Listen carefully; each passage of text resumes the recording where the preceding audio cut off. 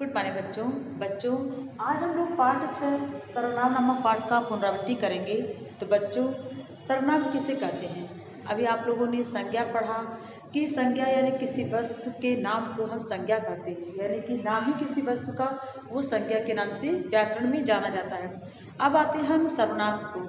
तो सर्वनाम का प्रयोग हम कब करते हैं और क्यों करते हैं? तो बच्चों, संज्ञा की पुनरावृत्ति से बचने के लिए, यानी कि संज्ञा शब्द बार बार ना आए, इससे बचने के लिए हम लोग सर्वनाम का प्रयोग करते हैं, यानी कि संज्ञा के स्थान पे सर्वनाम का प्रयोग किया जाता है। ठीक है।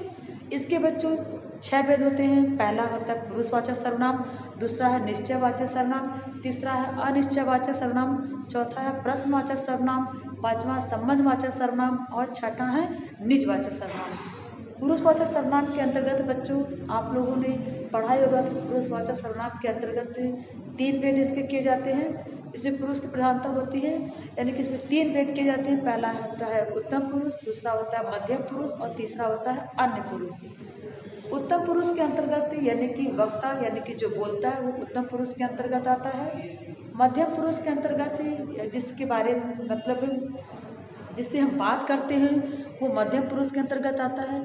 और अन्य पुरुष के अंतर्गत किसी तीसरे व्यक्ति के बारे में हम जब बात करते हैं तो उसे हम कहते हैं अन्य पुरुष।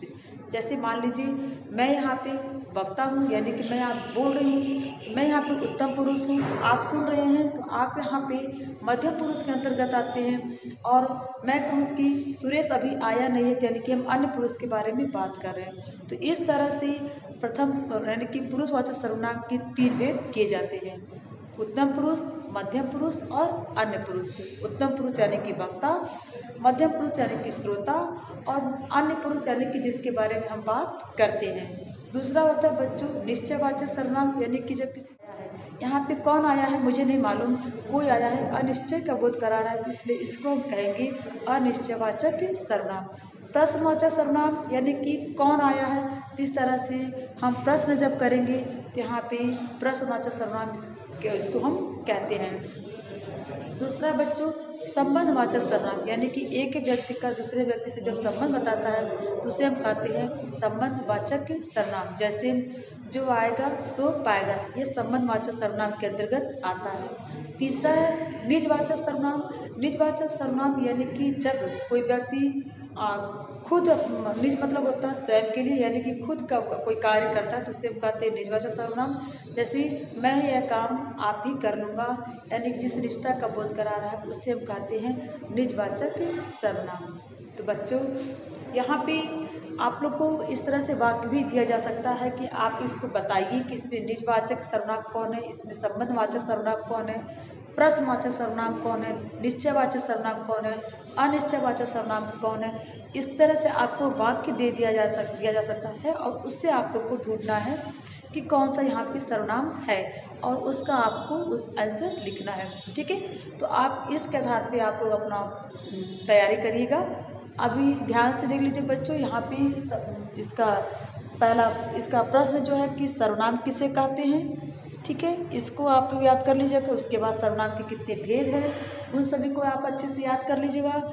सभी भेदों का एक एक एग्जाम्पल, अगर मान लीजिए कोई प्रश्न आता है कि निजवाचक सर्वनाम किसे कहते हैं या फिर निश्चयवाचक सर्वनाम किसे कहते हैं, तो आपको उसके आंसर के साथ साथ उसका एक एग्जाम्पल जरूर देना चाहिए। और पुरुषवाचक सर्वनाम अगर पूछ लेता है तो उसके 3 भेदों के बारे में आप बताएंगे और उसके साथ साथ हर भेदों के साथ उसका एक एग्जाम्पल आप उसमें अवश्य लिखेंगे। तो बच्चों, आपका ये सर्वनाम नामक पाठ का पुनरावृत्ति कंप्लीट हुआ। आप लोग इसको अच्छे से याद कर लीजिएगा। बेटा, प्रश्न में कोई भी क्वेश्चन आप लोग एग्जाम में छोड़िएगा मत, अच्छे से लिखिएगा। राइटिंग खासकर ध्यान दीजिएगा कि राइटिंग आपकी अच्छी हो ताकि समझ में आए कि आप लिखे क्या है। तो आज के लिए बच्चों इतना ही, आगे हम लोग कल पढ़ेंगे। धन्यवाद।